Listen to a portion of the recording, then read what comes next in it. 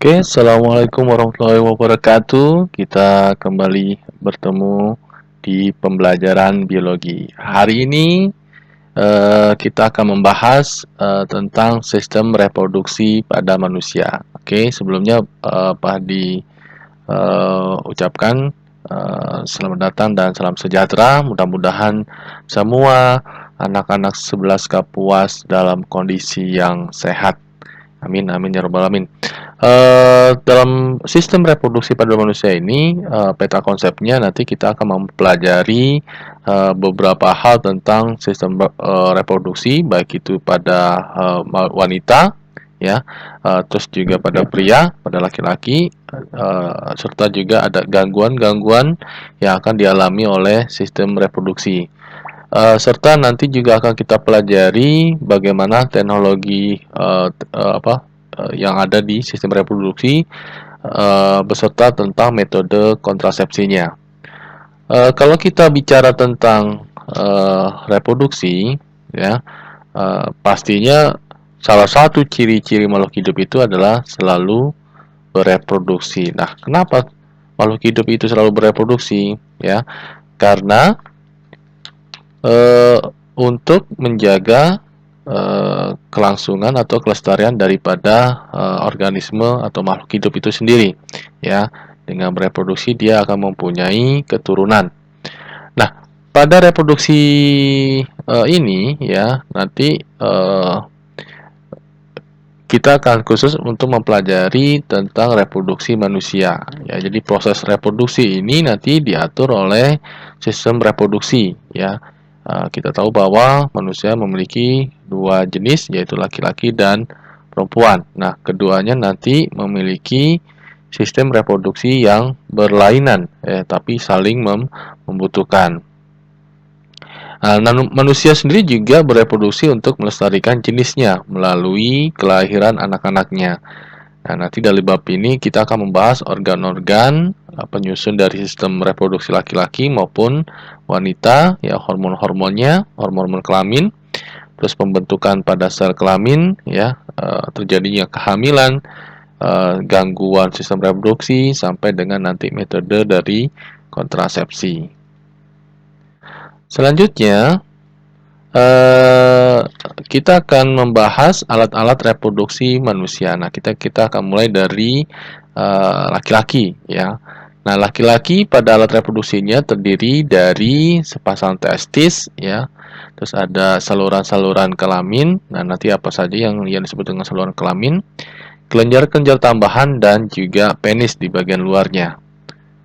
Nah, pada yang pertama adalah testis, ya. Testis ini merupakan sepasang organ lunak yang terbentuk, ya, bentuknya adalah oval dengan ukuran panjangnya sekitar 4 sampai 5 cm, ya. Nah, diameternya 2,5 cm. Nah, pada testis ini dilapisi oleh lapisan yang disebut dengan tunika albuginea, ya, tunika albuginea. Jadi ini merupakan semacam kapsul, ya, yang tersusun atas jaringan ikat yang merentang dari arah dalam ke luar, ya, sekitar 250 tubulus, ya. Pada tesis ini nanti juga menghasilkan sperma dan hormon testosteron, ya, hormon testosteron. Selanjutnya yang kedua adalah saluran-saluran dari kelamin, ya. Yang pertama adalah ada yang disebut dengan epididymis, ya, epididymis. Epididymis ini, ya, mengabsorpsi daripada sperma, ya, hingga mengental dan menyimpan sperma sementara selama 3 minggu.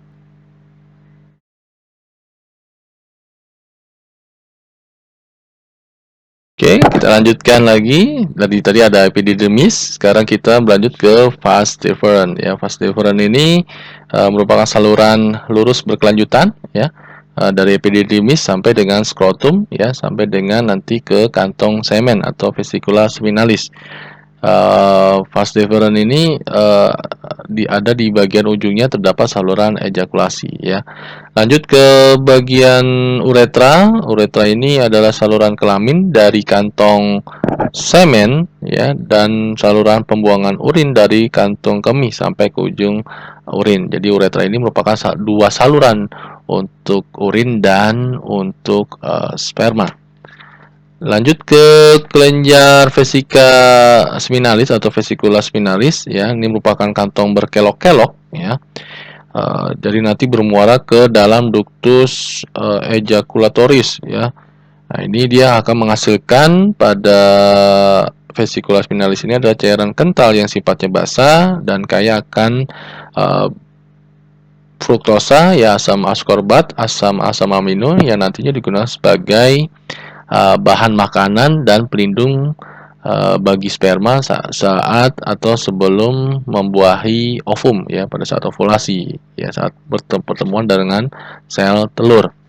Terus ada juga semen. Semen ini atau yang disebut dengan air mani, ini cairan ya yang terdiri dari sperma dan cairan yang dihasilkan oleh beberapa kelenjar.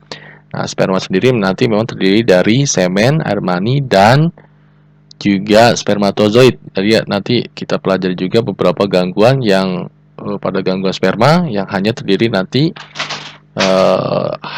dari sel atau semen saja, cairan mani saja. Ya, spermatozoidnya tidak ada ya, sehingga nanti sifatnya akan menjadi mandul ya, mandul atau steril. Jadi tidak bisa mempunyai keturunan yang disebut dengan zoosperma. Nah, alat kelenjar lainnya, alat reproduksi lainnya yaitu kelenjar prostat. Kelenjar prostat ini ada di bawah kantong kemih ya, bagian atas ya.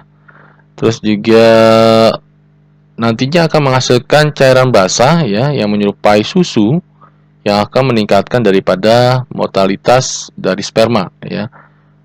Jadi kelenjar prostat ini nanti bertambahnya usia akan membesar ya, mulai dari masa pubertas ya, dan sampai dengan umur 20 tahunan. Tetapi ada juga beberapa kasus yang menyebabkan ukurannya terus membesar ya di umur 70 tahunan ya, tapi juga akan mengganggu daripada perkemihan atau kencing ya. Oke, lanjut ke kelenjar tambahan atau kelenjar Kaupori ya, bulboeretalis. Ini adalah kelenjar kecil dengan ukurannya dan bentuknya seperti kacang polong ya, sangat kecil sekali, yang nantinya berfungsi untuk menghasilkan cairan yang sifatnya basah ya, yang nanti mengandung mukus atau lendir yang nanti digunakan sebagai pelumas ya, jadi penghasil cairan pelicin pada saat kopulasi. Nah, bagian lainnya ada penis ya, ini adalah alat kelamin luar ya, sebagai organ kopulasi ya, serta pengeluaran daripada urin ya dan semen. Penis ini terdiri dari 3 bagian, jadi ada bagian akarnya, badan, dan gland penis atau bagian kepala. Nah, ini pada alat reproduksi ya, memang erat kaitannya dengan sistem ekskresi ya, urineria. Karena memang ada beberapa saluran yang sama ya, seperti uretra dan juga bagian pada penis. Nah, testis sendiri nanti menghasilkan jutaan sperma pada setiap hari di laki-laki ya. Jadi sekitar 250 juta sel sperma dihasilkan dengan volume sekitar 10 sampai 20 ml ya. Yang normalnya nanti beberapa gangguan akan kekurangan ya, baik itu jumlah sel sperma maupun volume daripada spermanya itu sendiri. Lanjut ke alat reproduksi pada wanita ya, wanita nih. Pada wanita sendiri ini alat reproduksinya terdiri dari sepasang ovarium ya, nanti ada juga ada oviduct ya, tuba fallopi, uterus atau rahim ya, ada juga ada bagian vagina dan organ kelamin bagian luar. Nah, ovarium atau biasa disebut dengan indung telur ini jumlahnya sepasang ya, ada kanan dan kiri ya, nanti masing-masing menghasilkan satu ovarium. Nanti pada saat terjadinya pelepasan ini nggak tahu ada di mana dia, bagian kiri kah yang menghasilkan atau bagian kanan. Ya, ini terletak di bagian rongga pelvis atau panggul, letaknya apa namanya, bentuknya seperti buah kenari ya, karena panjangnya sangat kecil ya, 3 cm-an. Nah, ovarium sendiri berfungsi sebagai tempat oogenesis, pembentukan sel ovum, sel telur, serta menghasilkan hormon estrogen dan progesteron, hormon kewanitaan ya. Terus ada oviduct atau saluran telur, ya tuba fallopi atau oviduct ini jumlahnya juga sepasang ya, karena nanti menghubungkan antara ovarium dengan uterus. Panjangnya sekitar 10 cm ya. Lumayan panjang nih. Nah, pada dinding tuba fallopi ini juga menghasilkan atau memiliki epitel bersilia ya. Jadi seperti rambut-rambut halus untuk menggerakkan oosit ya dari ovarium menuju ke uterus ya. Nah, ini biasanya juga pada fertilisasi, pertemuan antara ovum dengan sel sperma ini terjadi di sepertiga daripada bagian tuba fallopi ya. Ini menuju ke uterusnya sekitar 4-5 hari. Selanjutnya ada uterus atau rahim, ini tempat berkembangnya embrio. Ini uh, volumenya bisa mengembang sampai 500 kali karena awalnya itu hanya sekitar panjangnya 7 cm ya, tapi pada saat proses kehamilan ya 9 bulan 10 hari itu akan mengembang. Ya, bisa kita perkirakan tuh dari ukurannya 7 cm sampai dengan mengembang 500 kali gitu ya. Terus ada bagian lainnya yaitu ada bagian vagina. Ini bagian ini seperti tabung ya, fibromuskular yang panjangnya sekitar 8 sampai 10 cm. Nah, ini pada dinding vagina ini nanti berlipat-lipat ya, elastis dan dilapisi oleh epitel pipi berlapis banyak ya. Ya, nantinya juga akan memiliki reseptor untuk estrogen. Nah, pada vagina ini fungsinya adalah sebagai alat kopulasi ya, senggama, serta juga jalan aliran daripada menstruasi ya, serta juga jalan bagi lahirnya bayi ya. Ini menuju itu juga akan keluar dari vagina.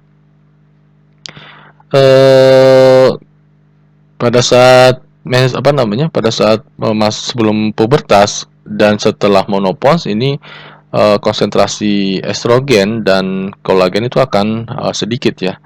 Nah, berbanding balik jika pada masa reproduktif ya, ini akumulasi daripada glikogen dan sel-sel pada estrogen itu akan banyak, sehingga nanti lapisan vagina itu akan menjadi tebal. Nah, organ lainnya ada klitoris ya. Klitoris ini adalah seperti homolog ya, sama seperti penis pada laki-laki ya. Tapi ukurannya lebih kecil dan tidak memiliki lubang uretra. Nah, pada klitoris ini memiliki 2 korpus cavernosum ya, dan dari jaringan erektil ya. Jaringan di klitoris ini banyak ujung-ujung saraf yang sensitif ya. Terus ada vulva, ini ada 2, labia mayor dan labia minor ya, atau bibir besar. Labia mayor atau bibir besar ini memiliki 2 lapisan kulit ya, dari pubis merentang ke bawah sampai dengan anus ya. Nah, pada labia mayor ini nanti setelah masa pubertas ditutupi oleh rambut, sedangkan labia minor atau bibir kecil ini merupakan 2 lapisan kulit yang nantinya mengandung kelenjar sebasea dan kelenjar keringat. Terus ada juga lubang kencing. Lubang ini pada vagina ada 2, lubang saluran kencing dan lubang vagina sendiri ya. Jadi ada 2 untuk saluran urin ya, kencing, dan saluran pada saat kopulasi. Dan bagian fundus ya, atau bagian daripada lipatan paha ya. Oke, cukup itu saja untuk penjelasan hari ini, yaitu tentang alat-alat reproduksi baik itu pada wanita maupun pada pria ya. Kalian bisa juga eh, membaca literatur yang lain atau video-video yang lain untuk menambah wawasan kalian tentang reproduksi dan membantu kalian untuk memahami daripada alat-alat reproduksi manusia. Nah, esok kita akan coba membahas tentang berbagai macam hormon ya, serta gangguan-gangguan daripada sistem reproduksi. Oke, Pak Hadi kira cukup untuk penjelasan hari ini. Sampai jumpa di lain waktu ya.